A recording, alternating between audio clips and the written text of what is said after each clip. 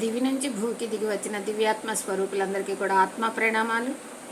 ముందుగా మన జగద్గురువు బ్రహ్మర్షి పితామహ పత్రిజీ గారికి, అమ్మ స్వర్ణమాల మేడంకు ఆత్మ ప్రణామాలు. గురువు గారికి, గురువుగారైన సదానంద యోగేశ్వర్లు వారికి ఆత్మ ప్రణామాలు.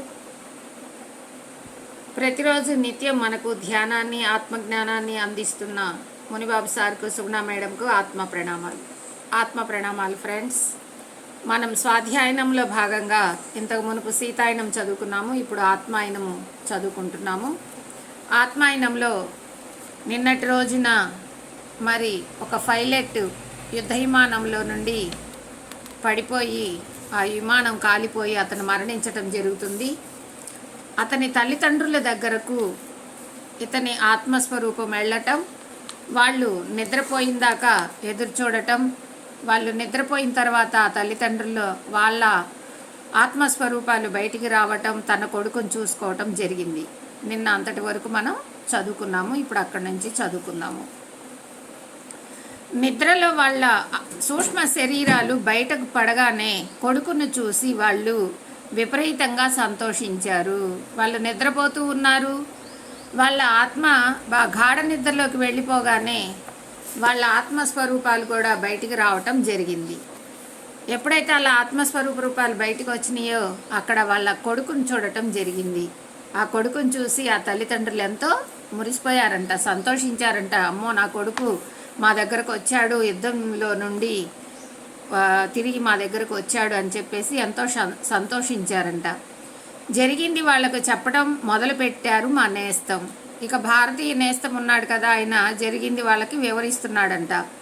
మరునాటి ఉదయం వాళ్ళు అందుకోబోయే వార్త వాళ్లకు సిద్ధం చేయాలని ఆయన ప్రయత్నం. తెల్లవారితే మరి ఆ పైలట్ భౌతిక దేహాన్ని మరి తీసుకొచ్చి వాళ్ళకు అప్పగించడం జరుగుతుంది. అప్పుడు కొడుకు మృతిని తల్లిదండ్రులు తట్టుకోలేరు. మరి వాళ్ళ కళ్ళెదురుగానే వాళ్ళ బిడ్డ మరణించాడంటే వాళ్ళ ముసలి హృదయాలు తట్టుకోలేవు. కాబట్టి అందుకని ఆత్మస్వరూపాలకి ఆ నిజాన్ని, సత్యాన్ని తెలపడానికి ప్రయత్నం చేస్తూ ఉన్నాడంట భారతీయ నేస్తం. సహజంగానే జరిగింది వినంగానే వాళ్ళు మొదట హడలిపోయారు.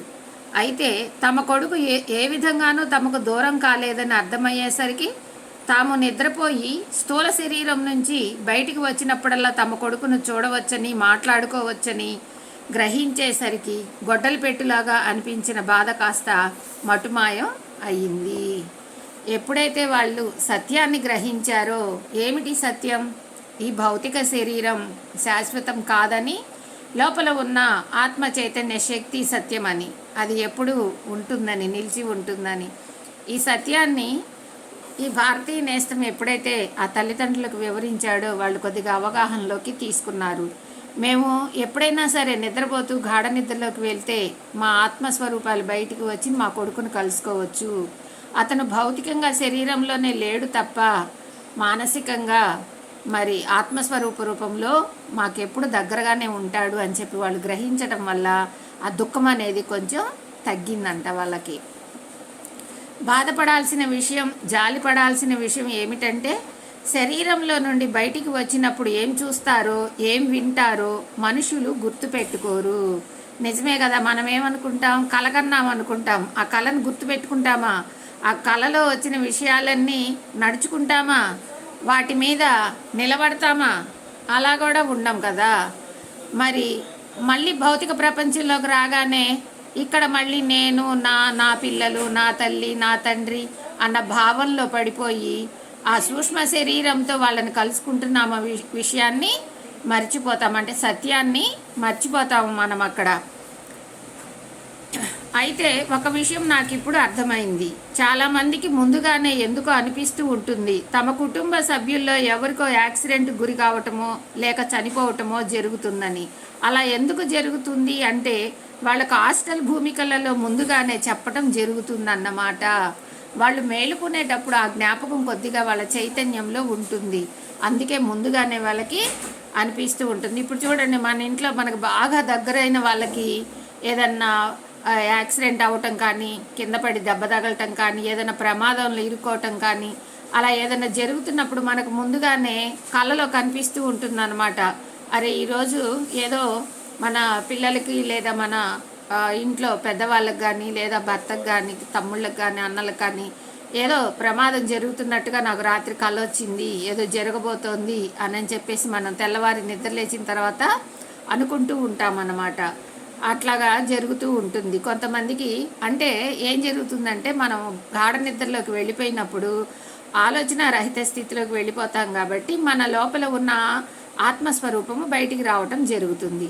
అలా బయటికి రావటం జరిగినప్పుడు అక్కడ ఉన్న మన నేస్తాలు కానీ లేదా గురువులు కానీ మనకి ఈ విషయాన్ని తెలియజేస్తూ ఉంటారు. ఈరోజు నీ నీ నువ్వు నీకు దగ్గరగా ఉన్న వాళ్ళకి పలానా ప్రమాదం జరగబోతుందని మనకి తెలియజేయటం జరుగుతుందన్నమాట. అలా తెలుసుకున్నప్పుడు మనం కొద్దిగా ఆ భయం నుంచి కొద్దిగా ఇది మనం ఆపటానికి వీలు కానీ సంఘటనలు అన్నమాట. అవన్నీ అవి వాళ్ళ కర్మఫలాలను బట్టి వాళ్ళు చేసుకున్నవి, వాళ్ళు అనుభవించవలసినవి వాళ్ళకి తారసపడుతూ ఉంటాయి. కాబట్టి మనం వాటిని తప్పించలేము. తెలిసినా కూడా మనం వాటిని తప్పించలేము. కాకపోతే అవి జరిగినప్పుడు ఆ బాధ నుంచి కొద్దిగా మనం బయటికి వచ్చే ప్రయత్నం అయితే చేయగలుగుతాం అన్నమాట. ఇది నాకు ముందే తెలుసు, ఇతనికి దెబ్బ తగులుతుందని నాకు ముందే తెలుసు, అతనికి యాక్సిడెంట్ అవుతుందని నాకు ముందే తెలుసు, కానీ అతను ప్రాణాలతో ఉన్నాడు కాబట్టి పర్వాలేదు, చిన్న దెబ్బతోనే పోయిందిలే అని చెప్పేసి మనం సమాధానం చెప్పుకొని వచ్చే బాధ నుంచి కొద్దిగా విముక్తి పొందడానికి వీలవుతుందని చెప్పి ఇక్కడ తెలియజేయటం జరుగుతుందన్నమాట.